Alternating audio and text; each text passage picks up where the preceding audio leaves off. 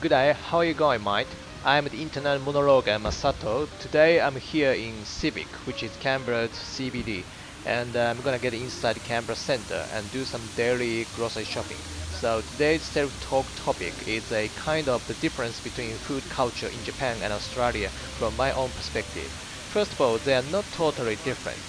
Many local people in Canberra, for instance, love eating not just raw fish such as sushi or sashimi, but also natto, tofu, and many other Japanese foods that have already been popular among them.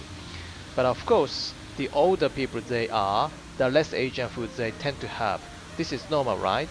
In Japan, older people don't often eat Western menus such as pasta, pizza, or barbecue, do they? When I moved here 11.5 years ago, I used to have plenty of Aussie steaks, potatoes, like veggies, and tim tam as well. However, as I'm getting older and older, I've come to realize that I need less greasy foods, less calories, and even I feel I'm becoming more like a veggie person, which has absolutely no adverse effect on my health. So I've been increasingly eating a balanced diet of fruits and veggies, whole or multigrains, fairly fresh fish, and little meat, like less oily parts of chicken. Interestingly, here in Australia, if you want to have a quality food, then you've got to pay more money. How much you are willingly invest money on foods and any products are likely to be proportionate to the overall quality of what you're after. Hence, you can't really find anything cheap but sophisticated. For instance, when you're looking for new clothes like a t-shirt, it might be possible for you to find a reasonably cheap but good quality in Japan, whereas in Australia you can hardly sort out this kind of thing. If you are getting one in Kmart, Big W, Target, something like that, you've got to somehow make a compromise on the quality you are after. Personally, I don't really care about the quality of my socks, underwear, but nonetheless, I'm willing to pay more money for a t-shirt and pants. So that's up to you, mate. I'd suggest categorizing your shopping list as to where to purchase from where, depending upon the items. So my first point I wanted to tell you is that the quality is proportionate to the price in Australia. If you pay more, the quality you are looking for is gonna be assured. But of course, no 100% guarantee of it for sure. Yes, even costs you incurred sometimes betrays your expectation. Therefore, I shouldn't expect too much, and I've already acclimatized myself to kinda Aussie's no worries attitude. Yes, so I should always keep in mind the fact that almost no one does really care about what you wear and eat, as long as you have a no worries attitude. What do I mean by that? Well, people here will worry about you if you take it seriously or are getting grumpy. So as long as you don't care, people also don't care. But in Japan, even if you don't care, some people do care because we just have a different culture. That's why you've got to be accustomed to Aussie culture. Just 10 years ago, I wasn't such a person. Just a tiny thing pissed me off quite easily. For instance, when I went to a local cafe, I was waiting for my nibbles and coffee, and I had to wait for them for nearly half an hour or two. As a consequence, I just couldn't stomach to wait anymore, and I left the cafe without complaining. That was a shameful experience, and what a hasty person I was in those days. If this kind of situation had occurred today, I'd have waited for them without having any angry mood, and of course I wouldn't have left the place. So now you can understand how much I've adapted myself to life in Australia compared to 10 years ago. So it's much easier for me to live in Australia rather than in Japan as I'm getting increasingly used to Aussie life. So let's go back to today's main topic. I've already talked about my first point, right? The more you pay for goods such as food and clothes, the better quality ones you are able to get. But of course there is an exception, such as Boxing Day. On this special day, the majority of the shops around Australia offer you a bargaining price for some quality items. Some 50% off, some even 80% off, so I can't miss out. But I don't want to wait for that heaps of hours before shops open. And as you know, towards the end of the year, the temperature incredibly goes up because it's already the summer season. Canberra in summer normally goes up the temperatures like 40 degrees something, and also extremely dry. Yeah, so I do remember we were suffering from enormous bushfires spreading across nearly the entire Canberra, so I couldn't really enjoy the last Christmas holidays. Okay, now I'm already inside Coles, which is a supermarket. I used to like eating rice and noodles when I was in Japan, but now I'm really passionate about having different types of bread, although I still can't think about bread as a main dish for lunch and dinner. It's totally fine for brekkie. Maybe the current generation in Japan tends to eat more Western-style dishes, like bread, in the morning, but when I was a kid, having bread in the morning was almost unthinkable.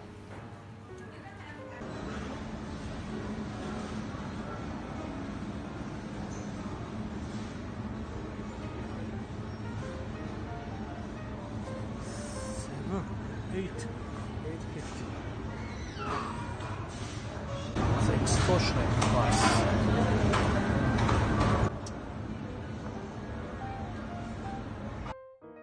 There are obviously two reasons behind having introduced this system.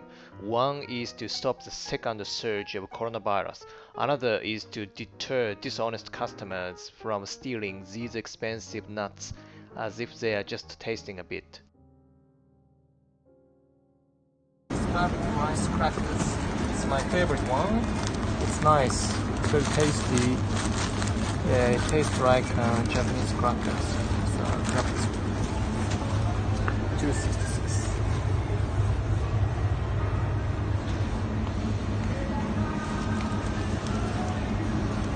Cranberry trio.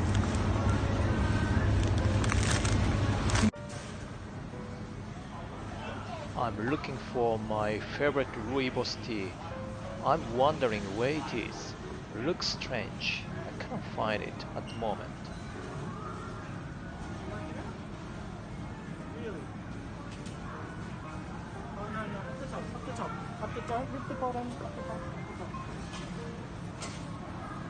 That's a problem for me.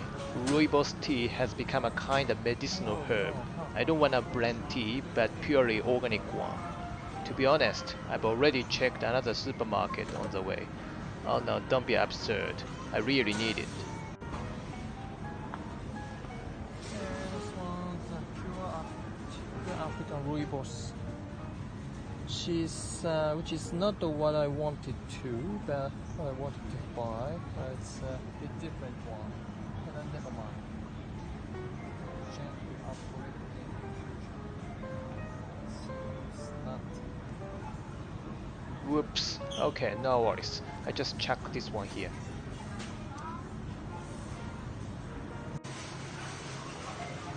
Anyway, I've just grabbed a temporary one, which is not exactly what I was after, but the Twinings one, so the taste might be better than other unknown brands, I reckon. By the way, I do remember when I came here for just studying English a bit in 2005. I didn't see such a variety of Asian foods, including noodles, snacks, soft drinks, and so on. But now I can buy pretty much everything that I want to eat here, so I didn't really need to ask my parents to send something to me anymore. Yep, it's quite handy. I'm not a big fan of instant noodles, but I sometimes build up a stock of food for emergencies. Among other things, Chinese starch noodles is the best one for the time and situation where I don't want to cook or can't have time to cook. 1, 2.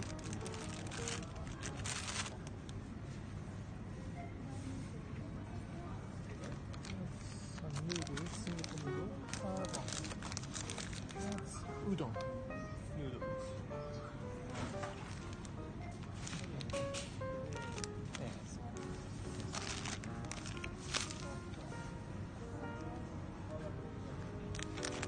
As well, simple noodles. Yes, grab this one.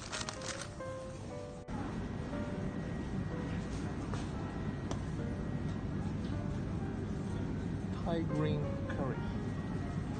This one.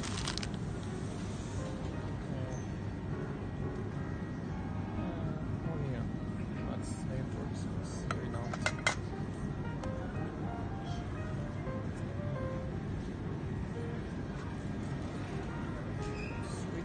mayonnaise. Good one.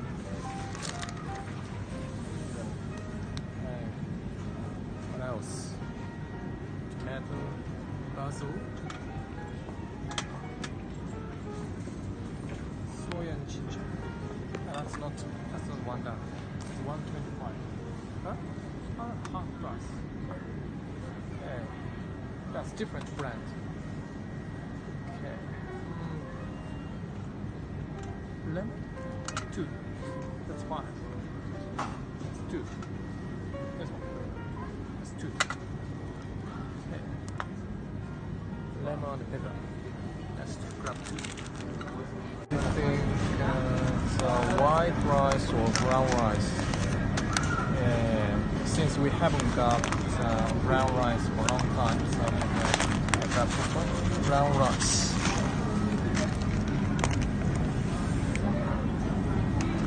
Okay, now I'm looking for mayonnaise. But the mayonnaise here is a bit high calories, which we may resist. So maybe we prefer garlic aioli. This is my favorite one. It's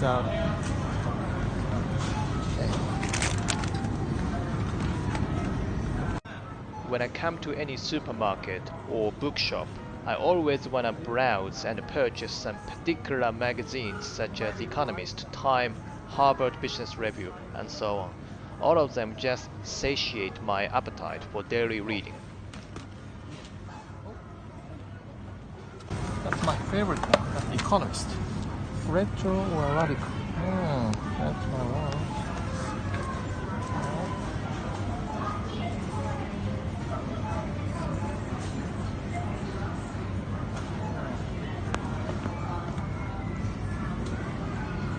New normal. The pandemic's next stage. COVID-19 is here to stay. The world is too struggle to keep it by the day. And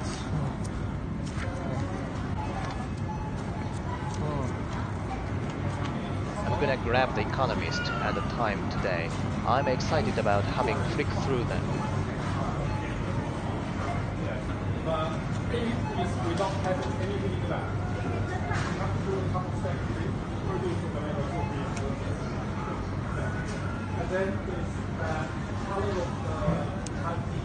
Time.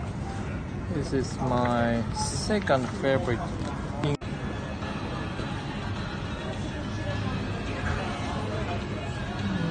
Maybe this one?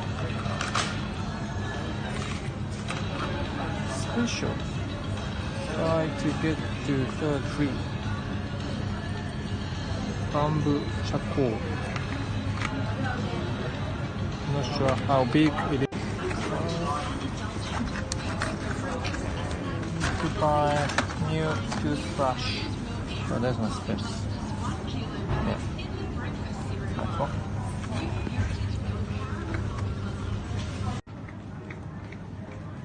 Frozen foods also differ from the ones in Japan. I reckon the size and the volume are much bigger than in Japan.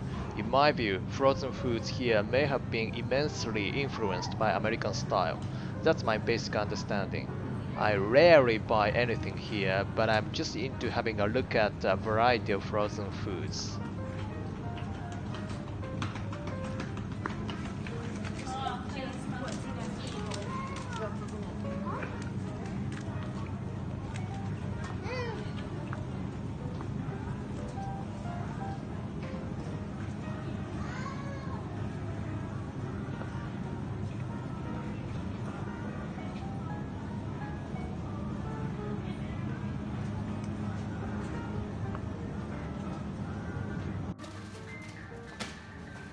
To recap, despite having a different food culture in Australia, I believe those coming from Japan and other Asian backgrounds could easily get used to life in Australia compared to other backgrounds.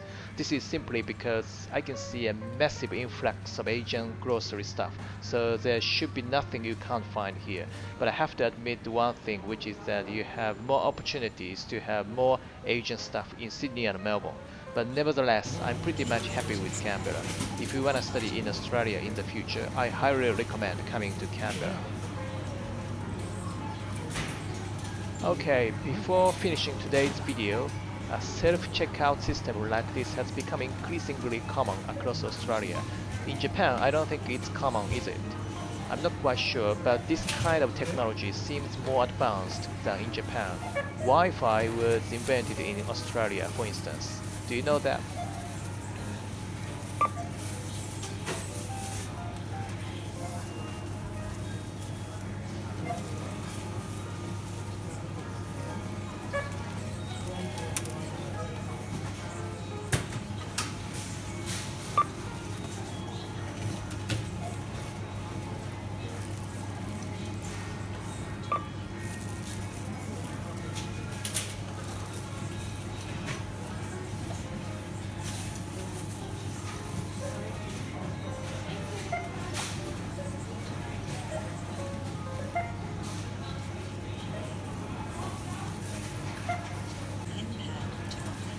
I'm always paying by Apple Pay like this.